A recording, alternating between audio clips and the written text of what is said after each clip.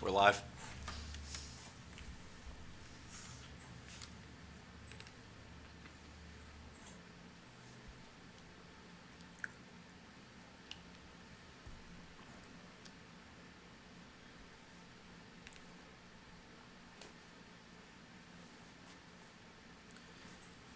Two, one. Hey everybody!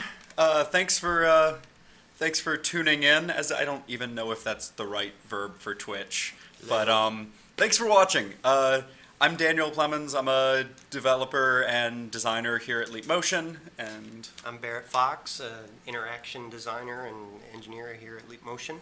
we're both part of what we call our front end team. We develop a bunch of different examples and tools and resources for developers such as yourselves, and do as much as we can to share what we're learning with y'all, and do what we can to kind of provide resources that let you build cooler stuff. Right now we're really focused on virtual reality and building tools, especially for the Unity 3D developer community. Something we've been working a bunch on is these virtual reality widgets and this UI framework, and then we've also been working on this demo of a virtual reality planetarium that's kind of an example of how to use all of this. So what we wanted to do today was kind of talk a bit about the widgets project, what we've been building, where our thinking's at, and how all that has kind of evolved. Talk a bit about the planetarium, what we learned there, and then also we wanted to kind of talk about what we think we're doing right, what we think we're doing wrong, and maybe some plans for the future and that sort of thing. So, and we'll answer questions and that sort of thing as we go as well. So, I think we have some folks watching the chat, and we will go over all of that as I furiously scan my notes. So yeah, just to kind of start off. Do we want to show the planetarium a bit for those who haven't seen it? Yes. Yes, we do. So, let me switch us over here to the planetarium view. To show the planetarium. There we go. So, see how silly I look here. Really silly. Really silly? Awesome. I'm always a fan of making a fool of myself on camera. So, as you can see, this is our planetarium. You can't really get a sense for the depth, but we actually were able to take a bunch of real-world data. This is all from the HYG BrightStar database, which combines a bunch of different databases of stars and data from a lot of different astronomical missions, and we are projecting it out into VR. And from where I can get a really great sense of depth, and I can tell which stars are nearby. Like where is it? Sirius up there is really close. It's like 4 light years or 8 light years away, whereas some of these others are way far away. And so we built this planetarium, and then we took all these widgets that we've developed, like these toggle buttons and sliders, and we hooked them all up so that they can control in a reasonable manner with what I think is a pretty cool user experience, a bunch of different properties of the planetarium, like the false color saturation, which is the temperature of the stars. Stars that are cooler burn redder, and stars that are hotter burn bluer, and so you can see that. We can really blow out our depth effects in VR, which if you have an Oculus, this is up for free, and highly recommend checking that out because it's super cool. We can go select the date with these dial pickers, and the idea is that we've got a bunch of nice fundamental building blocks here that you can work with, that we know from our work on this actually work. Grab things, and you see the 3D star positions in their real relationship to each other when you grab them that way, which kind of has an educational value that you can't get through any other medium, which is pretty exciting.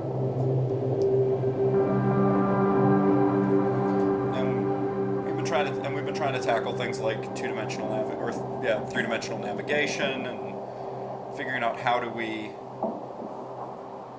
how do we navigate around in spaces like this in virtual reality, and then how can we provide those as building blocks that can just be drag and dropped into other applications. So that's kind of the sort of thing we've been working on, and there's actually some kind of fundamental problems in virtual reality that are hard to solve. Like, most people, when they sit down to build a VR game or something, they don't want to sit down and build and think about, like, how do I build a button? How do I build a slider? How do I build my menu so that somebody can save their game, or so that somebody can change their screen resolution? If you're familiar with Oculus games right now, in general, you have to do things like you take off the Oculus, you hold tab, you go change the settings here, you put your Oculus back on, you're back in the game, you see if it works, so on and so forth.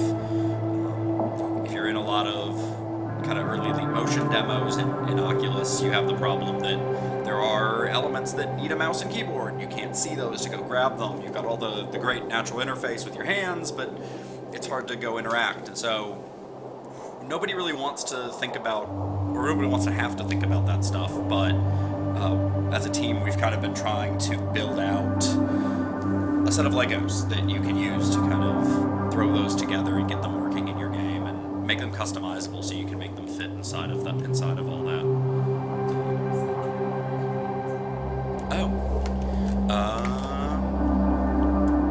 That is not a thing I can do, but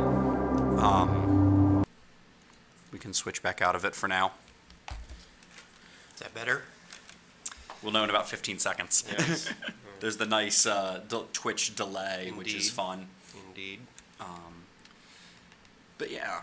Yeah, one of our goals as a team is to provide a set of Lego tools so that if you want to have hands in your virtual reality application, you've got a set of Lego, like Daniel said, that you can drag into a scene quickly as a developer and have interfaces happening. And what we're doing here as a team is we're getting into the details of really simple widgets, but we're getting deep in those details.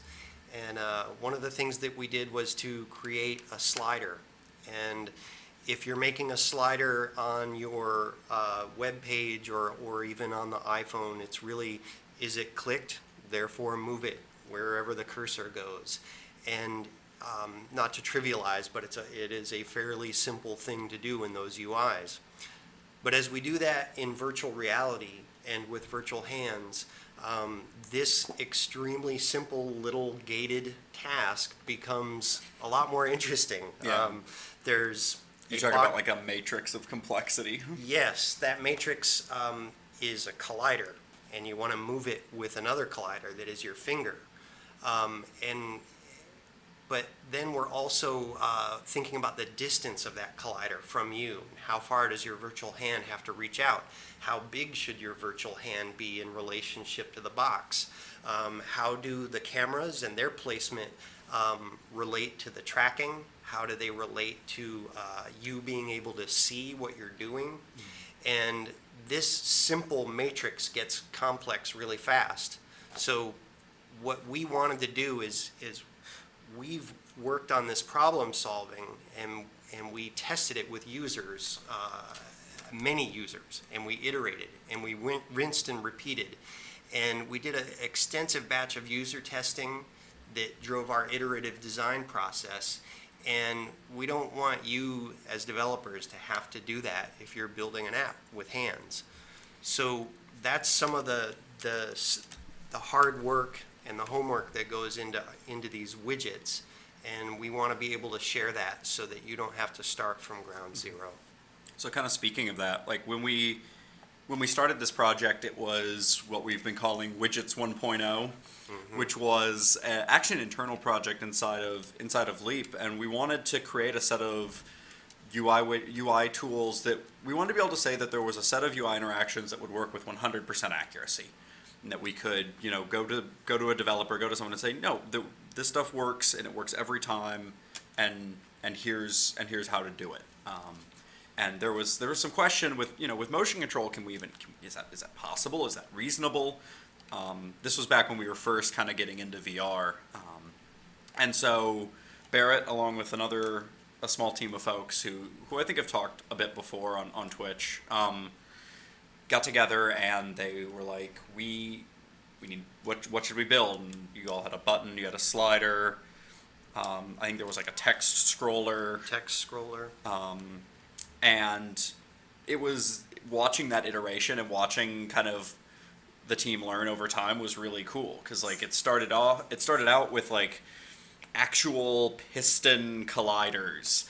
Like the original design actually was like, let's take Unity's physics system and let's actually model a working button with like a collider here and then another collider attached to the button, and when you pushed in the button it would create a circuit.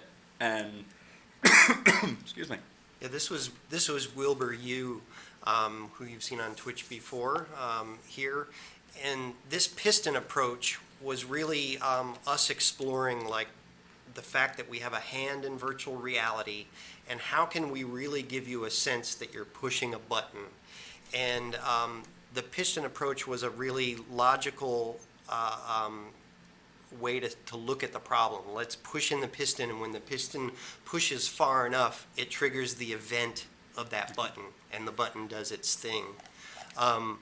And we brought it out to user testing, and we tested quite a few people and had quite a few spreadsheets to look at.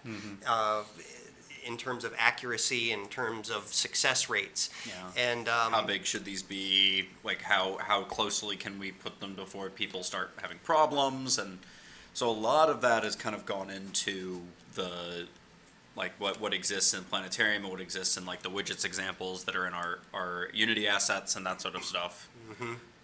Which is pretty awesome. Like the need for hysteresis in the button press, like on a toggle button. You don't want to just have it where you want like a certain amount that you have to press in to activate, and then a certain amount that you have to pull out before it deactivates. You don't want those to be the same, like right on the same border. You want a little bit of give in between them, so you don't have any bouncing and such. Which is something that a lot of folks, if you've been working with sensors and you've been working with motion control for a while, you learn to like, okay, just put hysteresis on everything, like, you know, create these boundaries, do this data smoothing. But if you're coming from traditional development, a lot of those little tricks aren't particularly obvious. So instead of having to, you know, make people read through some, you know, huge manual of here's how you build things, we want to also be able to provide folks with just drag and drop in Unity. I need a button. I don't want to have to know all of the reasons this button is usable. I just need a button. yeah. So we're kind of trying to get there. It's still super nascent, but I think we're making good progress. We're still learning a lot and Yeah. iterating these widgets pretty heavily here, and we're humbly observing and humbly looking at what users do when they use them, what their success rates are, and listening carefully and iterating on those. And so the widgets that you see on our website are really a snapshot of our best stab at that at the moment. Other things we did was like think about a slider, and the idea of pushing to engage came up, and not only just a push as an interaction, but as a visual communication that you were doing something to that slider and then moving it.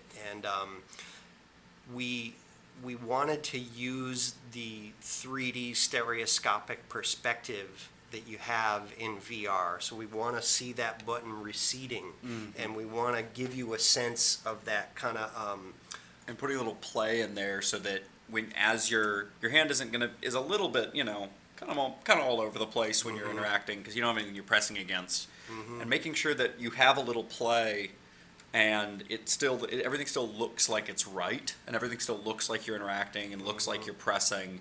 And it's actually super important to making these things feel responsive and making them feel like it's the right interaction and the right thing. I just saw one question. It's kind of tangential, but is it safe to point Elite Motion into someone's eyes? not on purpose, but like to get a 360 view of the hands. It's totally fine.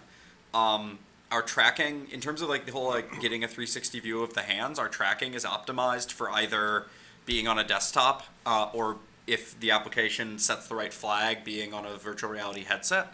So you're going to get the tracking will work primarily from that direction.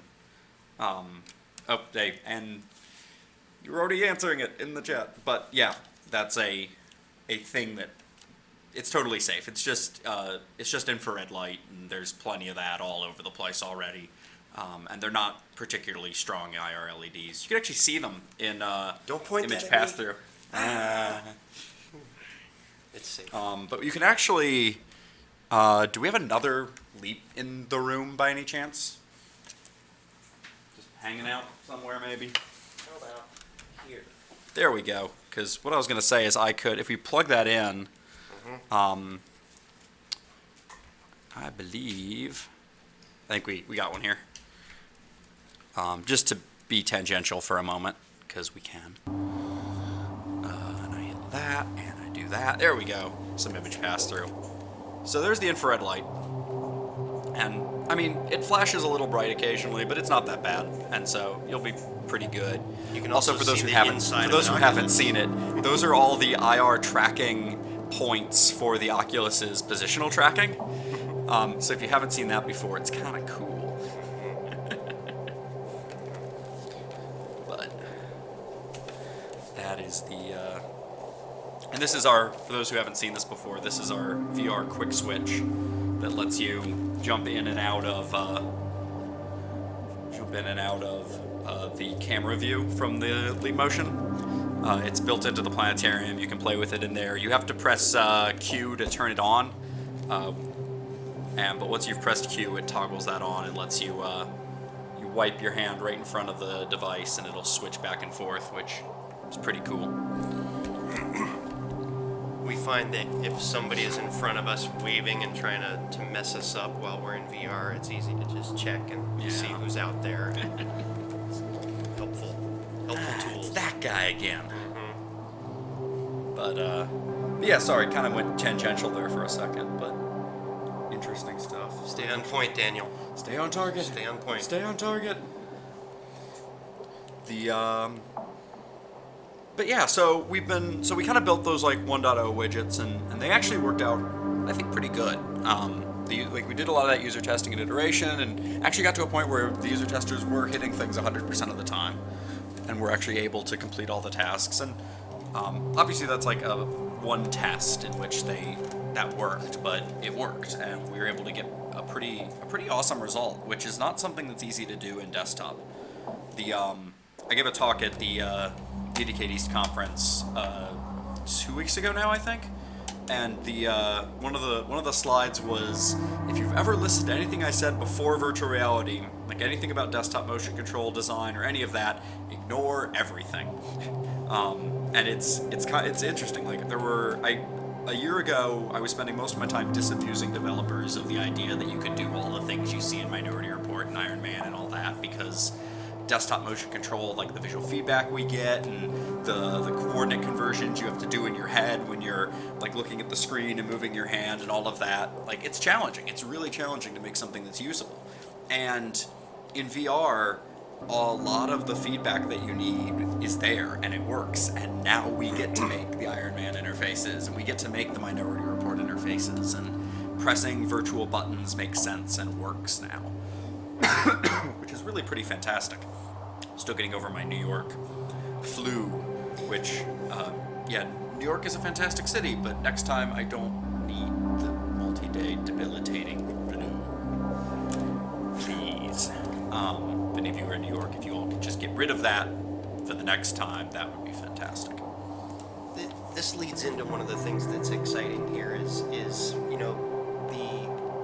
visualizations of UX that have been happening in movies for a while, from all the usual suspects of Minority Report and Iron Man. They're obviously captivating, but what we're having a chance to do here is explore what their reality is. What happens if you actually attempt to do those kinds of things?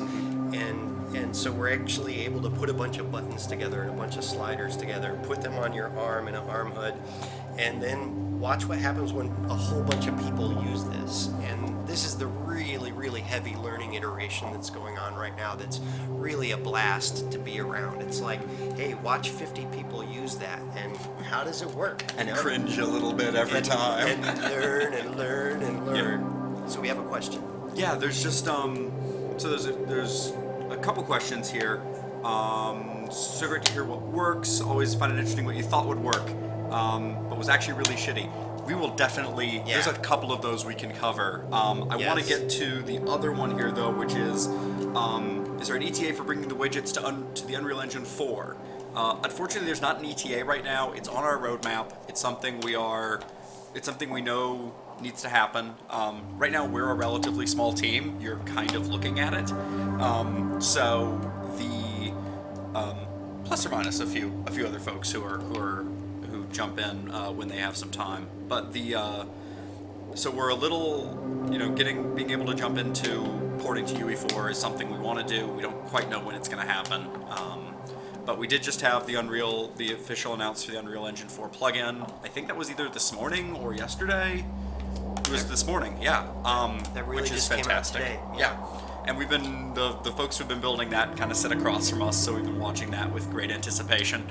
And Unreal is something we're going to be supporting as a company more and more moving forward. And it's an awesome engine. The tool set they provide is great. So we want to get there. We will get there, but the timeline is a little unsure at the moment. But as of today, you can have virtual hands and leap hands inside Unreals. Yep, and it's officially supported. You don't have to just go through the C++ API, so that's pretty fantastic. I want to play more with Unreal too. It's a really cool engine, and they've been, from what I've seen, just every new release has been really awesome. So that's super cool. But I love watching the guys across the office do all of the visual flow charting inside the Unreal Engine. yeah, all the new fantastic stuff. What's it called? Blueprint stuff. Yeah, which is super cool. So we are going to answer that other question here coming up of what we thought would be interesting and what was a learning experience. Well, the ARM, there's a bunch on the ARM HUD, right? Like, the early designs for the ARM HUD. So let me just bring it up for the sake of reference. I always forget that, like, not everyone else has been looking at this for 2 months. So with the ARM HUD, you can see, like, when I've got my palm facing away from me, I've got this nice time display. I can see what's up with that, and I can kind of see what features are on and off at any one time. Hey, come on, tracking. There we go. And then when my palm faces me, I get these buttons on the right-hand side. And I can press them, and I get all of my UI over here in this empty space. And the original design for the ARM HUD involved tapping and interacting on top of my arm over here. And so there's this idea that there'd be this nice tactile feedback when I press against my arm, and well, as you can see, it works sometimes pretty well. But when we first started designing all of this, the tracking just wasn't there for the self-intersecting gesture, especially with if I just had a bare arm. Excuse me. If I just had a bare arm, the IR reflectivity of your skin doesn't provide a lot of differentiation between your hand and your arm.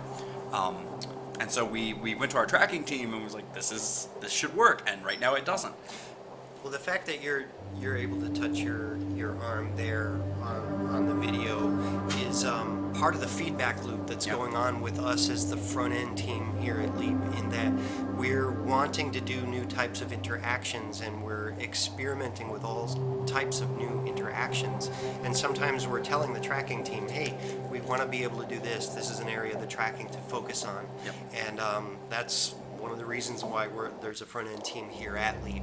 And they actually are, like in that very specific case. I know that immediately got fed back. They went, hey, we have some algorithms sitting around that might be able to help out with that, and that got prioritized. I don't know if those fixes are in the current release build or or in one that's coming up, but it's something where that stuff's getting prioritized. But that was an example of kind of, we started out with one idea, we thought it was a really great one, and I think there's still, eventually that will be a really cool usable thing.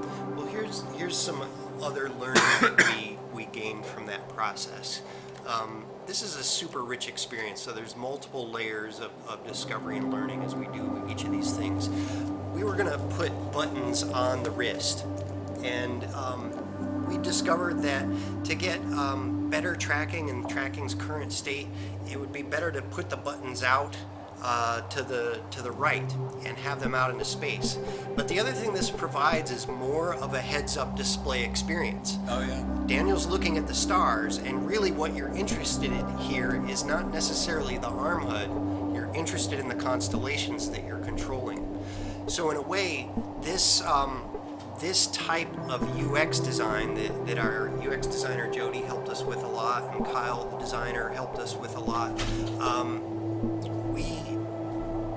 We put the user's attention up in the sky, and this transparent interface lets you look through it and look at the focus of your attention as opposed to looking down. The other thing it does is it puts the hands up and in front of your face where Daniel's leap tracker is. So this, for our developers, is a good example of learning how to get the best results from leaps tracking and how to get users the best success rates. This area in front of your face is a good place to direct the user's attention, to give them UI that puts them there to a successful result. So there's multiple layers of feedback that are fun there. Yeah, and what else on the Arm HUD? I know there was a lot of stuff early on about text legibility also that was with the Arm HUD that we thought was going to work one way and kind of ended up working a lot of other ways. Indeed. There were a lot of the early designs for let's see here. A lot of the early designs for the heads up here. Mm-hmm. The text was a lot smaller. It was a little more compact. It's one of those things where when you were looking at this 2D in a Photoshop mock, there were a lot of kind of visual design and graphic design niceties that we really liked. But the moment you got them in an Oculus, the bit with the Oculus that's kind of counterintuitive, excuse me, is you think with a headset like this, wow, I've got the full field of vision, I've got all of my entire view is the screen, I must have all of this space to work with typographically. There's I have so much screen space. But in reality, the legible area, excuse me. Sorry? Oh yeah.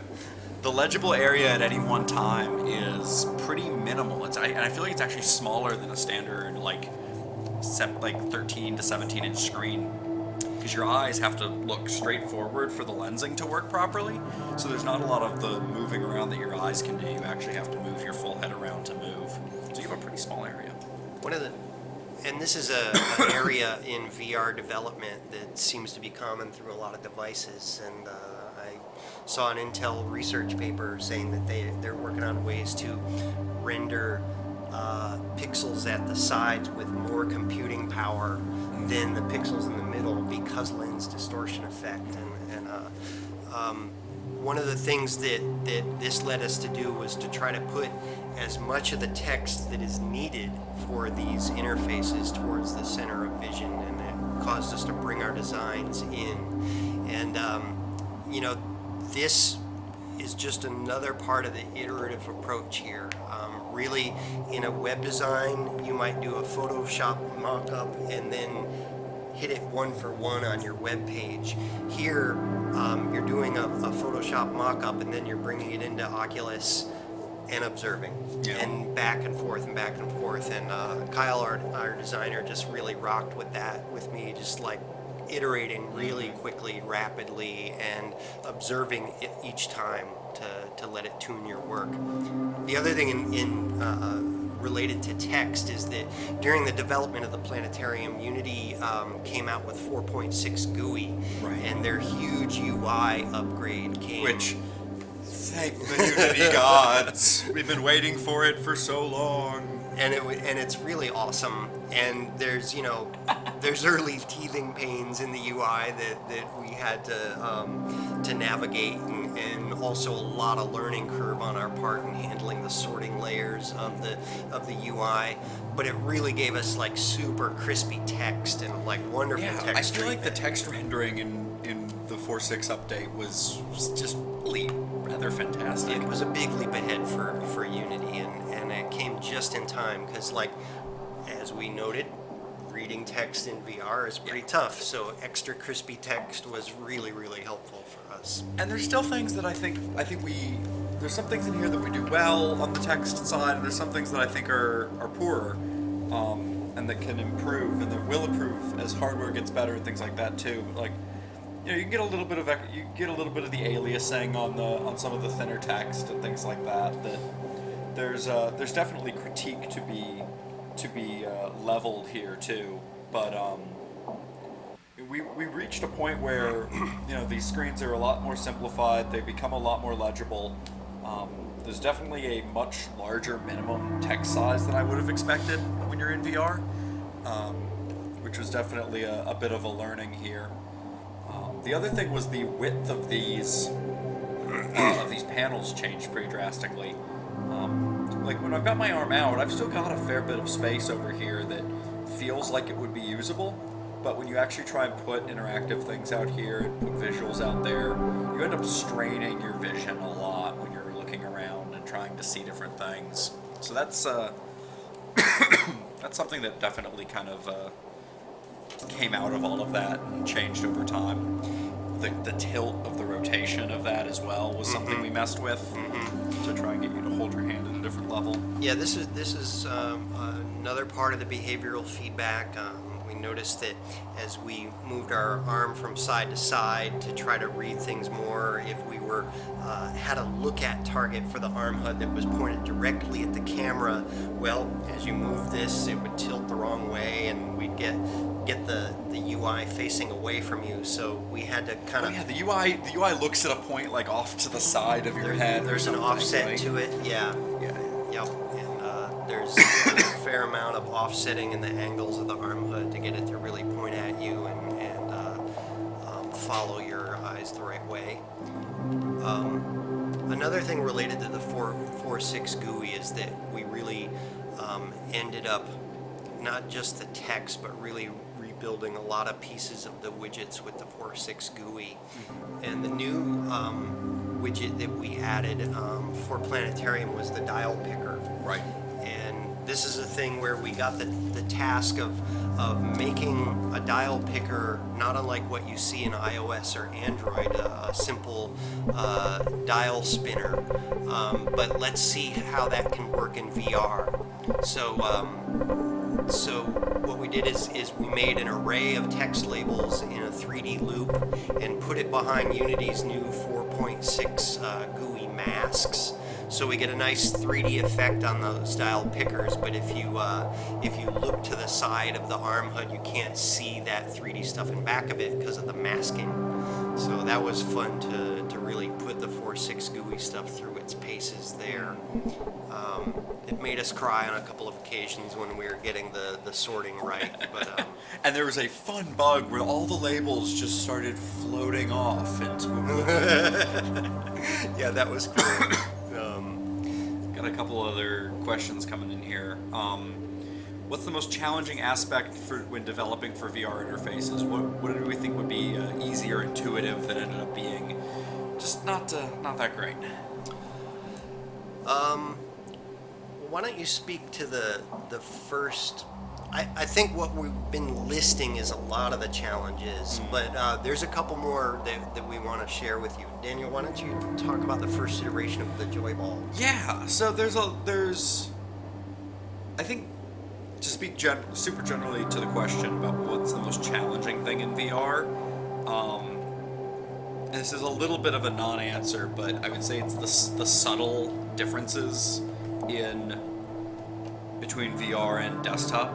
Like, there's a lot of the big things that you expect are all there, like having to account for motion sickness, having to account for the fact that you can look in 360 degrees, the having to figure out how you control things where you can't see the keyboard or the mouse and you just have your hands and things like that. Like that all. Those are the things that seem challenging, but they're obvious. That matrix of complexity that we mentioned earlier on, it not only applies to the slider, but to any button, any widget that you're doing, is like the size of your hand, the distance of your hand, the closeness to the proximity to your face, the proximity to your virtual stereo cameras. All of that matrix of complexity, I personally find that's the area of challenge. But the answer is a lot of observation and a lot of repetition. Yeah, and for me, it's just all the little things you don't expect to be different. The field of view for text legibility, the fact that a little bit of head bob makes things hard to read. Just those little, the fact that at certain angles of your arm being up and your wrist being at a different angle, tracking becomes difficult. So UI needs to exist at different places and that sort of thing. Those are the things I found most challenging with VR. But to speak to the Joy Ball, so we've got I'll show So this is an area of challenge in VR, a big one. A big area of challenge in VR is navigating spaces. Like, how do you get around? especially when you're using motion control. There's a lot of like super intuitive stuff where it's very intuitive to use my hand, right? Like I have a button, I'll press it, that's super intuitive, but we don't usually use our hands for locomotion unless I'm like crawling in a vent or something. And so We're waiting for somebody to do the crawling in the vent game, by the way. yes, please, somebody. It's a great game. It's there. It'll work, I swear. Jeffrey's Tubes. Yep. So what we ended up with was one experiment, one idea, which is this kind of joystick ball that we called the Joy Ball, and I think we're all really sad that name stuck. Yeah. Because it just leads to so many horrible puns. That said, the original design for this was where you would put your hand up in front of you with your palm facing up, and you would kind of tap your hand together, and it would appear in your hand. And the idea is that you would be kind of holding this ball, and you would move it left and right, and forward, backward, and you would control it that way. But what really ended up happening was that this is actually really ergonomically a bit of a strain, especially like right along here. To hold my hand up and hold something, what I want to do is kind of dump off to the left when I move across my body, and it ended up being really problematic for us. And also, we found that this gesture didn't track quite as well as we expected it to. And so we ended up having to really quickly switch over, flip the arm over, which is much more ergonomically nice. And we were actually able to track this close gesture a little nicer than the other side. So that was something we thought this was just a home run. It was kind of intuitive, it made sense, but had to flip that back over. That kind of brought along a lot of visual changes and a lot of little usability changes. I think it's still, for me, the Joy Ball is still the feature that I think needs the most love, and you've been doing a bunch of work to try and improve it, and that'll be in the next release. This is part of the learning process. Jody, our UX designer, is really doing a great job of watching and learning and trying these things out once we build and implement from her storyboards and thumbnails. So we got the Joy Ball working. Daniel, would you mind just demoing that a little bit more? We got the Joy Ball working with a hand down.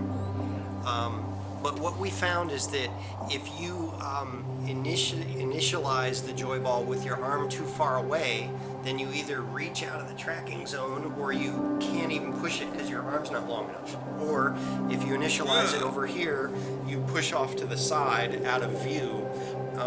And so we realized that we needed to have you initialize your hand in the right place. So what I've been working on now is a Joy Zone, which is a transparent sphere that you need to be inside of with your hand and initialize in there. So you're always going to initiate the joy ball in roughly the right area. And it gives you some visual feedback and some hover affordances. We're iterating on that right now to make it so that you're in the right zone, as it were, to track properly. Because when it's on and working, it works pretty decently. I think it also solves some of the affordance problems. Like, it's not obvious. We've got like the icon over your hand and everything, but it's not obvious that there's something that you can grab, that you can interact with. And I think having that zone there with that visual affordance is definitely helpful. And I think that speaks to what we're really learning and what we want to be able to share with developers of VR, and especially developers of Leap VR. We want to get people into the right areas so that not only tracking works good, but so that the visual affordances are in their field of view, so they have the right iconography and the right signage, the right hover behaviors and prompts to get people to do something that's going to work well. So it's a guided process of hover states, iconography, zones, and that sort of thing to get people in the right tracking area. Right. So another question was, have we thought about moving the arm HUD to the hand instead of the forearm? Sometimes it gets a little tiring to hold your arm up. Yes. So I think, to my mind, this kind of gets into the scaffolds and the more generic stuff we talked about. But Yes. I think the Arm HUD is one solution among many, many solutions. There's this idea that not all of your menus have to go in the same place. And yeah, the Arm HUD is something that can get a little bit tiring when I'm holding my arm up for a long time. And so if the next application I design, the things that I put in that sort of interface are going to be things that I get really quick and I glance at and then I put away. If I need something that I'm gonna interact with over a longer period of time, I might want to access that menu in a different way. Maybe it's from my hand, or maybe it's something that's contextually in the world that actually interacts with that. There's a great hand menu, and One of the developers that works with Leap Technologies, Zach Kinsner, has done the Hovercast VR menu, and he's done exactly what you're asking about in your question. He's made a HUD for the hand, and it's a really wonderful piece of UX. Yeah, it's a great piece of design, and I think I'm gonna put a link to a blog post about it in the chat, or I'm not. Kate, could you throw a link to the Hovercast one in there? I can't, apparently. I'm not logged in. Yeah, the one about Hovercast. The Hovercast. The intrepid crew supporting us from behind the camera. But yeah, he did a great job of putting a really nice generic menu system up there, and I think that's a great solution to that too. And so yeah, there's things that I want on my hand, there's things I'm going to want on my arm, there's things I'm going to want in the world, and nice and contextual, and I think all of these are great options. There's a comment that it would work better if it was on your wrist and you actually touched your skin, and yeah, that was the original design for the Arm HUD. Jody will be happy to hear that. She's really been prompting us to experiment with that, so that's a really cool idea. Yeah, and as tracking improves, the self-intersecting gestures or something that when you're actually able to get a little bit of tactile feedback through touching your own hand or touching your arm or something like that, that's a great kind of piece of UX that really can add to a feeling of presence in VR and a feeling of responsiveness to an application. So I'm excited as we get to do more of that. On that note, why don't you share what's cropped out of a lot of the demoing you've been doing? Oh yeah, which is really actually this kind of awesome piece of feedback. So I think we've demoed now to between Indiecade and a few other things, like a few thousand people at this point with the Planetarium, where we've gotten to watch the music, which is really cool. And one of the pieces of feedback that I've consistently heard is people saying they can feel the Arm HUD, and that they can feel there's a little patch we bring up on your hand, and people saying they can feel that patch. And it's this really interesting mental effect going on about. If 2 or 3 people feel it, it's some sort of weird coincidence. But given the numbers of people that have said that to you, Probably about like it's been at least like 30 or 40 people now who have said they can feel it, and it's like the hair on their arms standing on end, or a temperature change, and that's just really awesome because it's a completely virtual thing. There's absolutely nothing physical there, and so the first time I heard about it was Planetarium, and then some other demos that other folks around the office have been making, and some other demos that other developers have made. I've heard them saying they're getting the same feedback, and I'm starting to kind of use it as the poll for are we getting there? Does this feel natural? Does this feel real? Is when I start hearing feedback of it's like I can feel it, which is really cool. I think this kind of faux haptics phenomenon is going to be something interesting to keep track of in the future.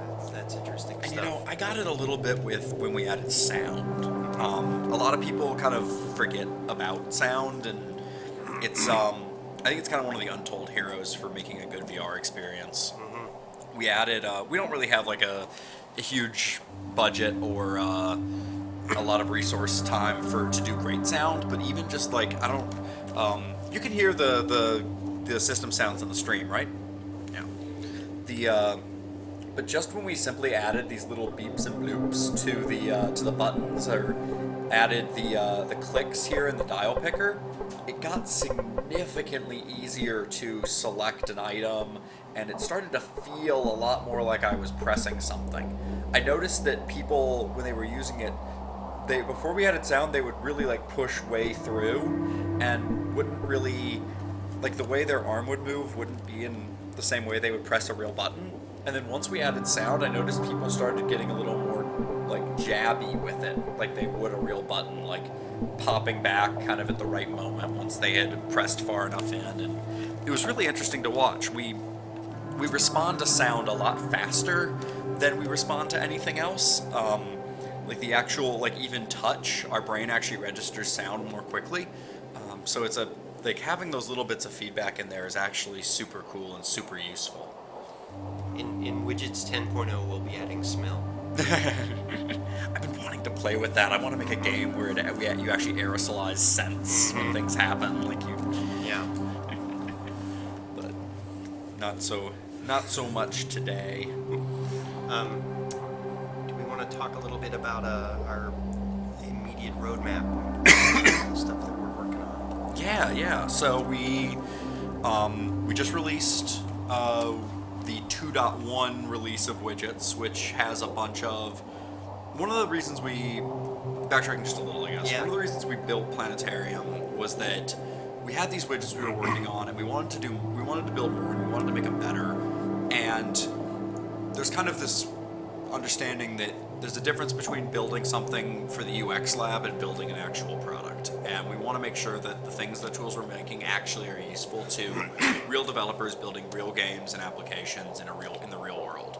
And so we figured the best way for us to make sure we were doing that was to actually build our own production application. And that's kind of why we built the Planetarium. So a lot of what came out of that was like, we don't actually have a way to bind this to a reasonable data model. And when you scale these things down, they don't actually work anymore. There's a bug in the scaling. And so a lot of the release that just came out is all about getting a lot of those new things we built for Planetarium into the actual official Widgets release. So we've got a complete rework of the physics system to eliminate a lot of weird edge cases and scaling bugs. We had a really fun bug where the dial pickers would spin on their own, but only once in a while. We called this the Heisen bug. Yeah. It was very, very difficult to Changed see. every time you observed it. It was just really weird. Like, we couldn't reproduce it reliably, but it was definitely happening. And finally, one person, I think it was our manager, Gabe, realized it only happened if you were facing east or west or something like that. And then we realized, wait a minute, the the angular momentum of the Earth rotating, because we were, slowly rotating the Earth, was actually being transmitted over into the dial, and the dial was spinning of its own accord because of that. So that is, when we would hold these up, if you spun them, everything would go haywire and they would just keep spinning. And what we realized is that we had actually used Unity's physics to make a gyroscope, and we were not trying to make a gyroscope. And so between that and a bunch of other kind of smaller bugs and some things, we decided, like, we're ripping out all of Unity's physics. We're doing this with some much simplified physics that we're rolling ourselves, just some basic springs and things like that. But that was the intent of this project. Really, it was to put our widgets where our mouth was, and if we're asking you or inviting you to make applications with these widgets, we needed to make sure that as a Unity game developer, as a Unity app developer, could we do them? Could we use them? Yeah. So we really made these widgets cry. We basically took them into the room and we made them cry a lot, and in many different ways. We hammered on them from all types of aspects. What happens when you put a bunch of them next to each other? What happens when you attach them to a crazy deep hierarchy? What that Arm happens? HUD is like 40 nodes deep in the scene graph, and weird. That was actually we had a really strange scaling bug that only popped up when it was super deep in the hierarchy. Yeah. So finding things and fixing things like that was big, and so a lot of those fixes Are in the new Yeah, widgets. we got the new physics in there. We built for the Planetarium. We had to write an entire data binding system. So like when you've got a game that you've already written, you want to add these things in. You don't want to have to rewrite all of your code to do it. You don't want to have to change your core classes. You don't want to have to re-architect your application.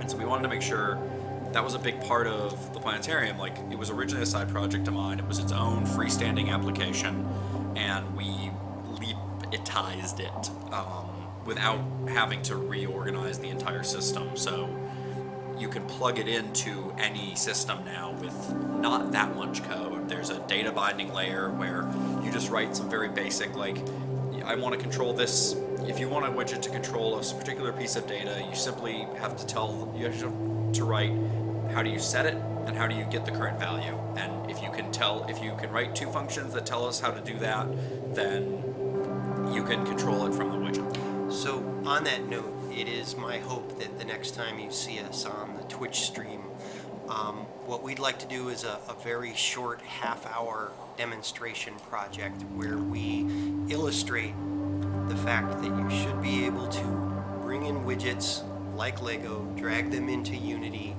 and bring in the Leap controller and hands, and wire them up to something in a few minutes. And so this is what our goal has been, and Daniel made a great eventing model so that we could do that. So the next time we do a Twitch stream here, we'll do a live demo of building a mini app live and Lego-like. Yep. So we're working on, in terms of roadmap, so long way of getting there. In terms of roadmap, we're going to be open sourcing the Planetarium soon. That's something that we're kind of steaming ahead on right now. So if you want to jump in, see how we built all this, see how kind of all the different pieces come together, and some of the kludges that are in there as well. There's no kludges in there. Oh, it's perfect, pristine code. We don't make Perfect. mistakes. Right.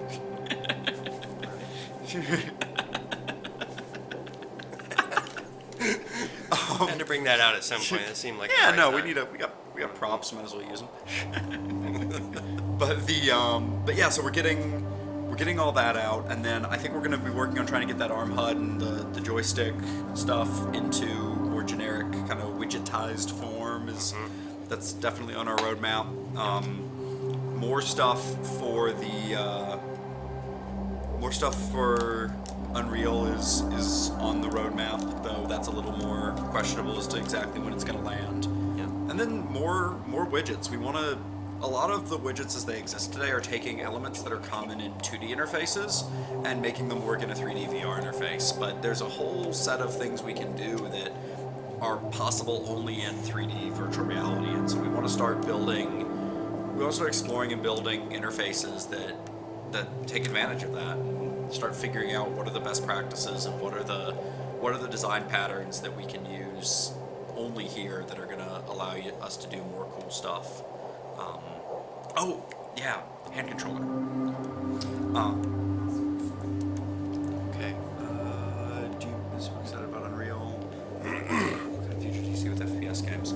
I actually want to talk a little bit about this hand controller and then get to the FPS question, because I think it's relevant. It is. The one of the biggest complaints I hear, and one of the biggest complaints I have about the current way our system works, is that the API does exactly what it should do, to my mind, which is report the truth of what it sees. There are hands, they are here, here is their structure. But what that means is that hands arbitrarily appear and disappear, and there can be 3 hands or 5 hands or no hands, and that's not how the human body works. And when you're making a game, you don't make a character whose hands fall off every time the player stops interacting. If you do, that's probably a pretty fun game, but it's not exactly how we want to think about building things. And so we want to sit down and kind of rethink how our Unity hand controller works, or build a layer on top of that that lets you actually drive a proper rig and a proper set of 2 hands that you can reliably know are there, that never disappear from the scene, and actually let you control a character properly. And that's gonna, I think, open up a lot of easier development, and then also a lot of interesting things driving game characters. Yeah, we want you to be able to use the leap data and leap streaming data to move your character's hands in your game, and so we're working on that. So for like, if you're building an FPS game, or if you're building a game in the first person perspective, you'll be able to have your hands up, you'll be interacting, and then when your hands drop out, or when the data drops out for some reason or something, that hand can just fall to your side, or it can stay where it was, or it can have an idle animation, or there's a wide variety of things you could do, and we're exploring hooking all this data up into Unity's Mechanim system, which lets you do a lot of really powerful animation, a lot of powerful rig management, things like that. So that's something we really want to hit as quickly as possible, because I think it's going to open up a lot of interesting things. This will be very exciting to be able to control your third-person characters and any type of typical game character's hands. So that's fun stuff to explore. So one of the kind of last question coming up. Bet you guys are super excited about Unreal. Yes, definitely. What kind of future do you see with FPS games? And so the FPS genre in general is really interesting. We're kind of talking about a genre here where control is almost fetishized. Like, there's people who love playing with gamepads, there's people who love playing with mouse and keyboard because you have so much extra speed with mouse and keyboard. So for the purposes of super competitive Twitch gaming, I think the mouse and keyboard is still going to reign supreme for a while. Realistic motion control doesn't actually lend itself to that traditional FPS experience in the same way that like a gamepad doesn't. And even if I had like perfect gloves and just the limitations of my own body don't lend themselves to that FPS power fantasy. But That said, the Elemental demo, where people are throwing fireballs, has been what people really like. so I think there's a ton kind of to that point of FPS, of opportunities in first-person perspective to do some awesome games that have a great feeling of presence, but a different pace. And so it's not going to be, I think, that for motion control, at least, it's not going to be that super Twitch, super precise, headshotting someone when they're 3 pixels all the way across the map with no scope. I don't think we're going to see that with motion control, or even for that matter, a lot of the different sorts of things. But like, oh yeah, I picture Skyrim Magic, like that without a doubt. I think the feeling of presence when I can like conjure up a fireball and throw that, or I could imagine like if you play, there's a game that was part of the indie jam we did with IndieCade, the 3D jam, aboard the Looking Glass.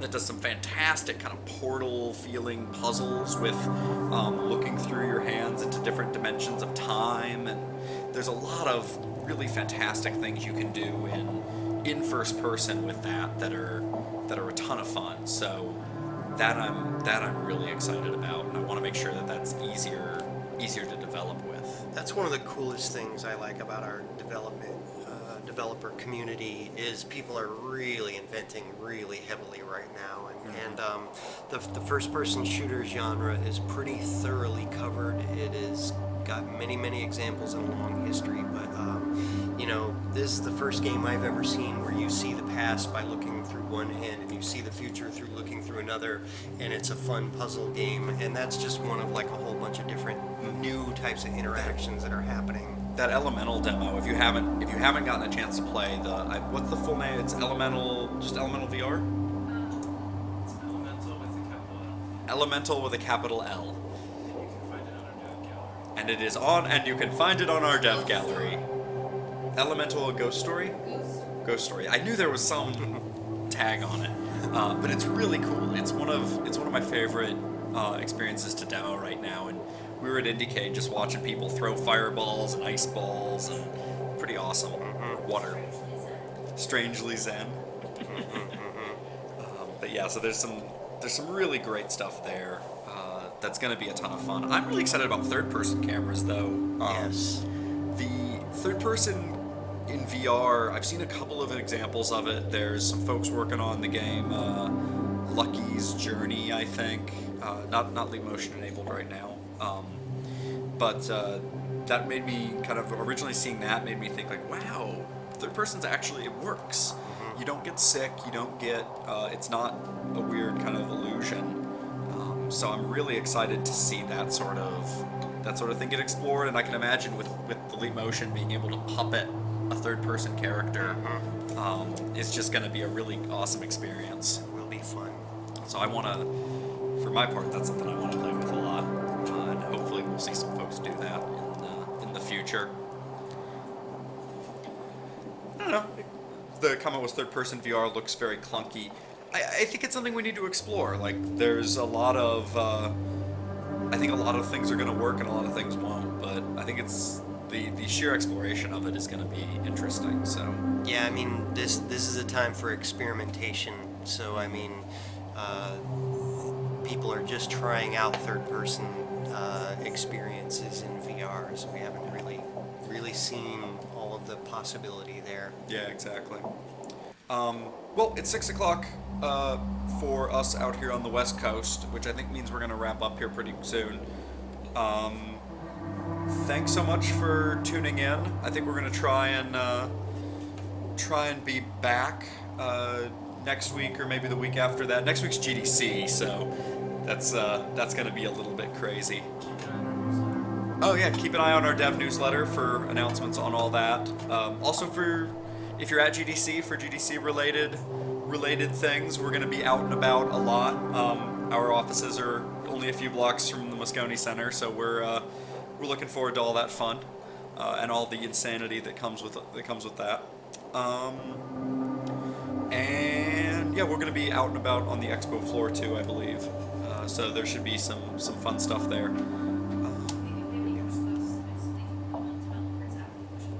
Developers plural. So yeah, if you have any questions about kind of anything anything we talked about or anything else dealing with Leap Motion, developers@leapmotion.com is a good place to email. There's also community.leapmotion.com, which has all of our forums, and just the developer.leapmotion.com, which has all of our resources, our Unity assets, our examples, documentation, all that good stuff. You can tweet at us at @LeapMotionDev. I am at @RandomOutput. I forget which. I'm at ProtoDeep. At ProtoDeep. Yeah, thanks so much for watching, and have a great evening. Cheers, everybody. Cheers.